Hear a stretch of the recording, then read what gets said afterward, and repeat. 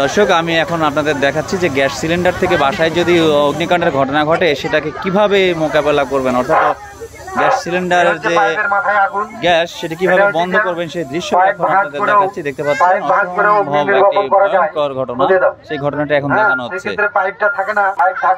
হঠাৎ করেই যদি গ্যাস সিলিন্ডার থেকে অগ্নিকাণ্ডের ঘটনা ঘটে সেইখান থেকে কিভাবে আপনার পরিবার এবং নিজেকে রক্ষা করতে পারেন সেই দৃশ্যটি এখন দেখানো হচ্ছে ফায়ার সার্ভিসের পক্ষ থেকে। আমি এখন রয়েছি বাগমারার চানপাড়া আদর্শ বালিকা উচ্চ বিদ্যালয়ে। সেই বিদ্যালয়ের শিক্ষার্থীদের দেখানো হচ্ছে এই দৃশ্যটি। আপনারা দেখতে পাচ্ছেন যে গ্যাস সিলিন্ডারে যদি অগ্নিকাণ্ডের ঘটনা ঘটে সেই অগ্নিকাণ্ডের ঘটনা হাত থেকে রক্ষা পেতেই এটি শেখানো হচ্ছে।